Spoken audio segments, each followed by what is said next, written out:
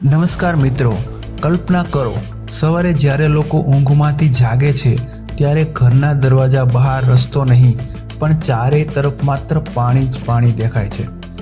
હજારો પરિવાર ઘર છોડવા મજબૂર બને, ખેતરોમાં પાણી સમાઈ જાય, અનેક જંગલી પ્રાણીઓ પણ જીવ બચાવવા માટે ઊંચા સ્થળોની શોધમાં ભટકતા જોવા મળે। આ કોઈ ફિલ્મનું દ્રશ્ય નથી, આ છે ભારતના આસામ રાજ્યની હકીકત। આ વર્ષમાં પણ ભારે વરસાદ અને બ્રહ્મપુત્ર નદીના વધતા જળસ્તરને કારણે આસામમાં અનેક જિલ્લાઓમાં ગંભીર પૂર જેવી સ્થિતિ સર્જાઈ છે। આજે આસામમાં ઘણા લોકો પાણીમાં ગરકાવ થઈ ગયા છે। ક્યાંક આખું ગામ ટાપુ બની ગયું છે તો ક્યાંક રસ્તા, પુલ અને ખેતરો પાણીમાં ગાયબ થઈ ગયા છે। આ દ્રશ્યો કોઈ વિદેશના નથી, આ દ્રશ્યો છે આપણા ભારતના આસામ રાજ્યના, જ્યાં 2026ના ચોમાસાએ ભારે તબાહી મચાવી છે।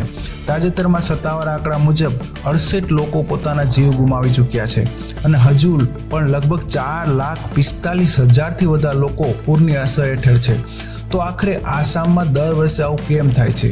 આ વર્ષે પરિસ્થિતિ કેટલી ગંભીર છે અને શું તેનો કોઈ કાયમી ઉકેલ છે?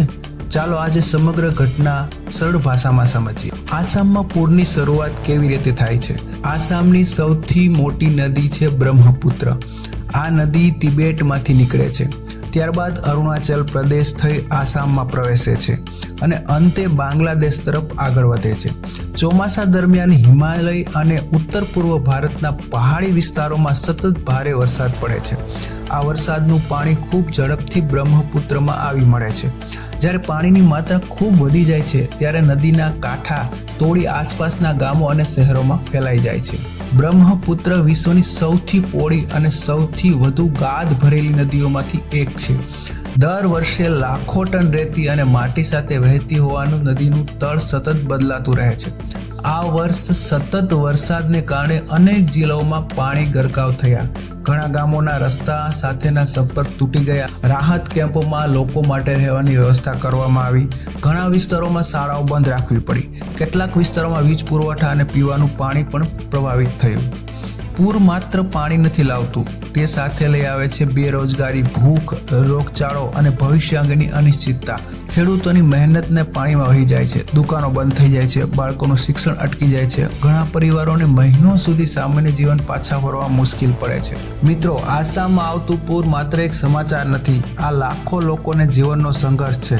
એક ક્ષણમાં કોઈનું ઘર, કોઈની મહેનત અને કોઈનું આખું ભવિષ્ય પાણીમાં વહી જાય છે। આપણે સૌએ આવી આપત્તિના સમયમાં અસરગ્રસ્ત લોકોનો પ્રત્યેક સંવેદના રાખવી જોઈએ અને પર્યાવરણનું રક્ષણ કરવા માટે પણ પોતાની જવાબદારી સમજાવવી જોઈએ। આસામમાં આવેલા વિનાશક પૂર વિશે તમારું શું માનવું છે? શું તમને લાગે છે કે દર વર્ષે આવતી આવી આપત્તિને રોકવા માટે વધુ અસરકારક પગલાં લેવાની જરૂર છે? તમારો અભિપ્રાય કોમેન્ટમાં જરૂર લખજો। જો આ વિડીયો માહિતીપૂર્ણ લાગ્યો હોય તો લાઇક કરો, શેર કરો અને ચેનલને સબસ્ક્રાઇબ કરવાનું ભૂલશો નહીં। ફરી મળીશું એક નવી અને સત્ય માહિતી સાથે। ધન્યવાદ।